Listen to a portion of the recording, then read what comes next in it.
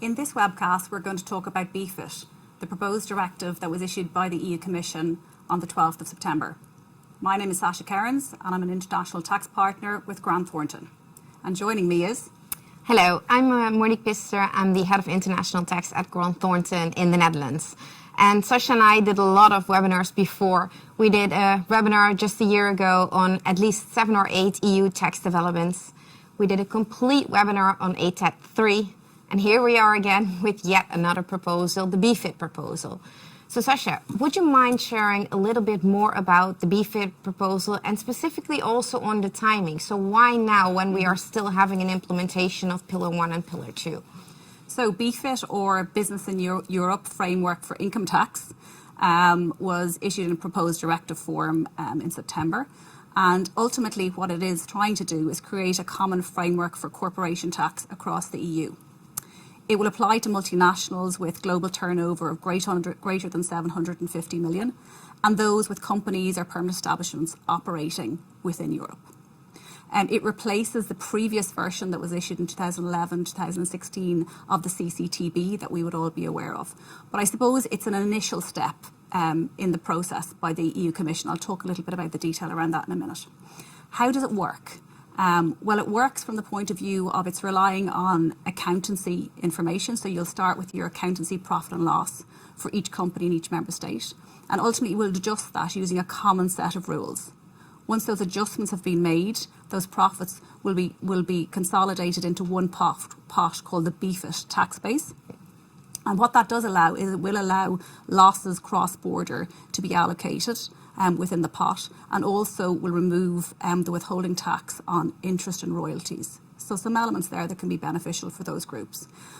Once that pot is created, it will be allocated using an allocation basis. Now, the allocation basis in the initial transitional period, and in the transitional period we're talking about 2028 to 2035, so it's still quite a far way off, will be based on the average of that member state's taxable profit in the previous 3 years over the taxable profit of the overall BEFIT group. Okay, so that's the initial formulaic, the apportionment basis for those initial periods. Why now is interesting. Obviously, CCTB was issued nearly a decade ago, but we've moved forward, and I suppose there's a view from the EU Commission that with Pillar 2 having unanimously been passed by EU member states and currently being adopted, that maybe we're in a different environment than we were then. Also, there's been advancements in technologies across tax authorities, and I suppose with the framework that's been put in place around Pillar 2, there will be more ability for tax authorities and member states to share information. And I suppose thirdly, there's a real drive for stability of tax revenues across member states, and member states to be able to forecast what their tax takes are going to be from a corporate tax perspective, so they can use those in their exchequer figures going forward. So a number of different variables driving this. Yeah, perfect. And you were also briefly touching base on that transitional period running from July 1st, 2028 until July 1st, 2035. With that formulary apportionment. What, in your view, are the implications of this transitional period?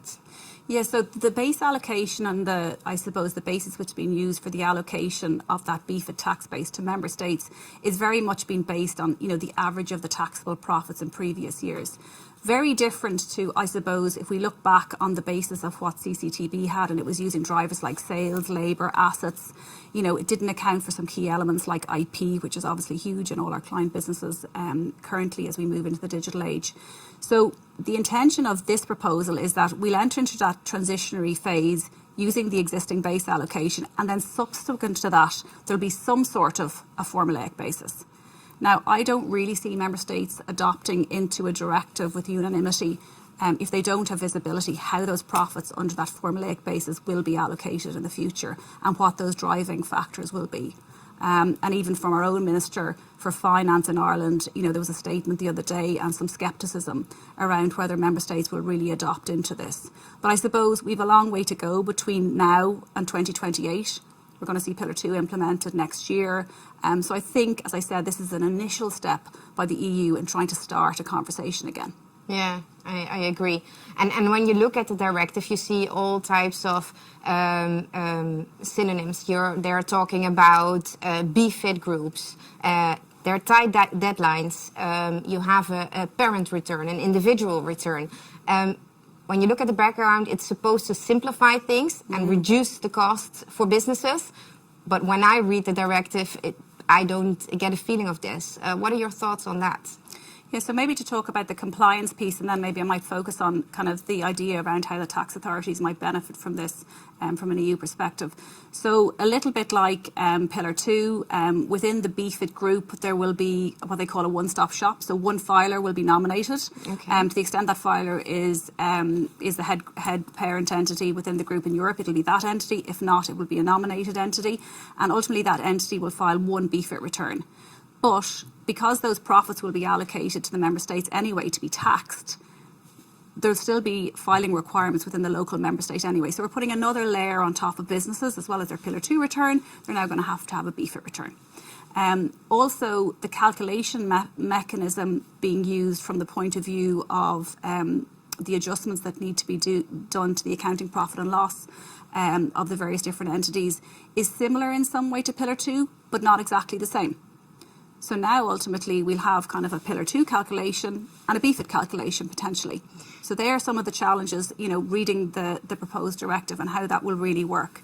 From a tax authority perspective, I said it's interesting because they're coming up with like a new type of risk framework metrics.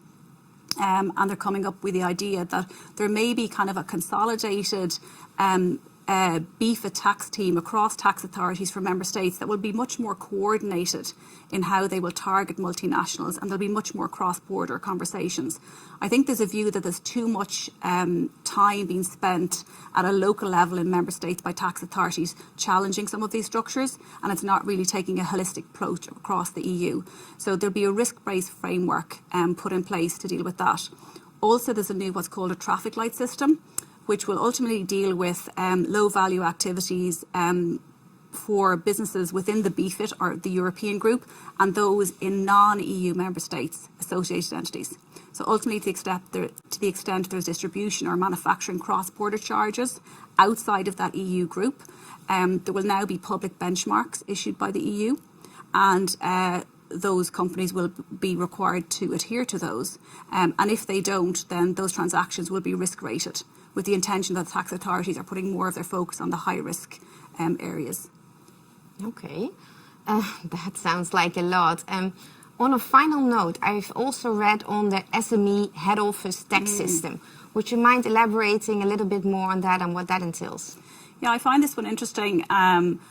Ultimately, what it's going to do is, obviously we're aware to the extent that businesses have permanent establishments in other jurisdictions, it creates filing requirements, it creates potentially double tax, and then also cross-border dispute resolution. And that can be really challenging for those smaller businesses that are trying to grow and scale quickly. And, we have plenty of conversations around permanent establishments and the impact that can have for businesses. So what this is trying to do is ultimately the head office, the main entity within the group, will ultimately, to the extent it has permanent establishments within Europe, it will ultimately elect to calculate the tax for it and the permanent establishments based on its tax rules, and then it will allocate those profits to the relevant permanent establishment jurisdiction, and it will be taxed there at the local rate. But making sure there's one mechanism and one basis on which you calculate the taxable profits, and then obviously one filing.